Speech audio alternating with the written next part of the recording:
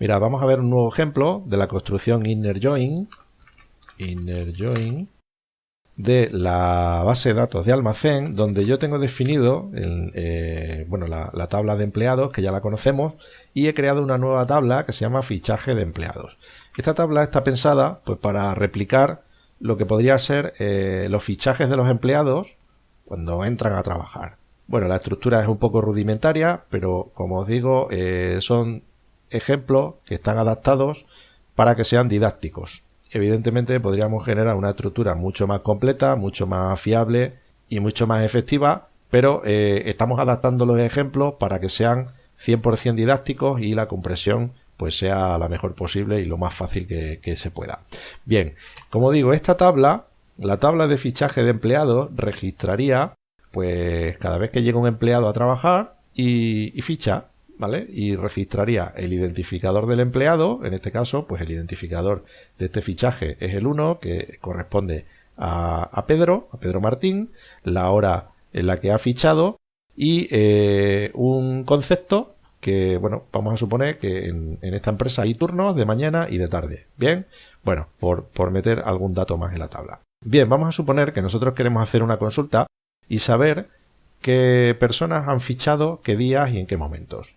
El mecanismo de construcción sería idéntico al que hemos realizado anteriormente, hacer una construcción inner join para cruzar los datos de dos tablas. Y para ello haríamos lo siguiente: select asterisco from fichaje empleados y vamos a hacer un inner join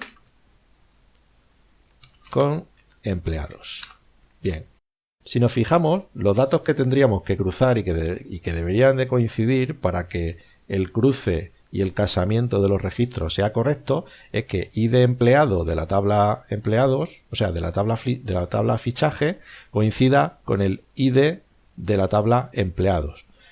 Para hacerlo más fácil, vamos a volver al concepto de alias, aunque en realidad no nos va a hacer falta, pues puesto que aquí no hay ningún conflicto con el nombre de los campos ni se va a generar ninguna ambigüedad. Pero bueno, en este caso vamos a emplear unos alias porque así nos va a ayudar también a identificar los campos con los que podemos trabajar en cada una de las tablas.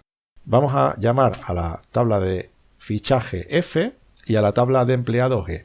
Y vamos a decirle que la condición de cruce es que en la tabla de empleados F, o sea, en la tabla de fichaje, el id empleado, que es este campo, tiene que coincidir con este, es decir, tiene que coincidir con e.id. Esa sería la correspondencia. Aquí yo podría añadir un where si quiero, where id, o sea, where e, el campo, o sea, en la tabla empleados id, pues por ejemplo, si quiero sacar solamente los fichajes de Pedro, pues los fichajes de Pedro serían esos. El día 27 a las 20:25, otro fichaje también a las 20:25, son datos ficticios porque los he introducido todos de manera masiva, pero el cruce sería ese. Vamos a quitar por un momento la cláusula where y vamos a fijarnos en esta consulta sin la cláusula where, es decir, obtendríamos el cruce de las dos tablas sin ningún tipo de condición. Vamos a empezar a limpiar un poquito la consulta y vamos a decir que solamente quiero ver de empleado el nombre, los apellidos, el tipo de fichaje y la fecha y la hora. De esta manera la consulta es más compacta y más manejable. De tal manera que tendríamos a Pedro, vamos a meter también el identificador del empleado. Bien, pues tendríamos a Pedro, que tiene el identificador 1, Pedro Martín, tipo de fichaje de mañana, con esa fecha y esa hora. Pedro Martín, el mismo, con horario de tarde, tal. Antonio y Juan. Bien, estos son los fichajes que se habrían realizado según el cruce de estas dos tablas. Pero fijaos, vamos a fijarnos que la tabla de empleados tiene más empleados. Tiene a Pedro, tiene a Antonio, de hecho tiene 7 empleados, desde el 1 hasta el 7.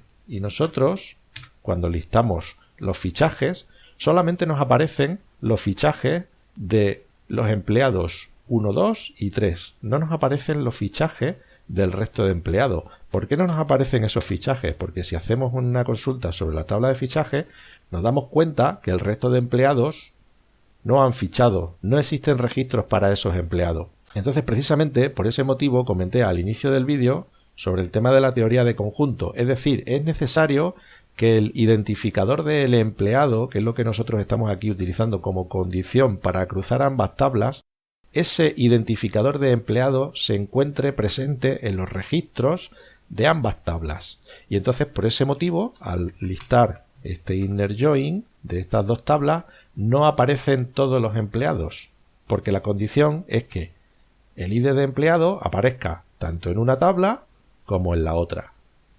Entonces, como no todos los identificadores de empleado aparecen en las dos tablas, hay empleados que no aparecen en la consulta.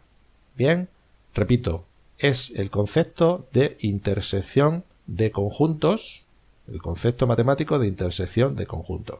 Bien, insisto en que hagáis pruebas, crearos tablas, intentad cruzarlas en base a determinados criterios lógicos y bueno, y examinad los resultados para que podáis llegar a conclusiones.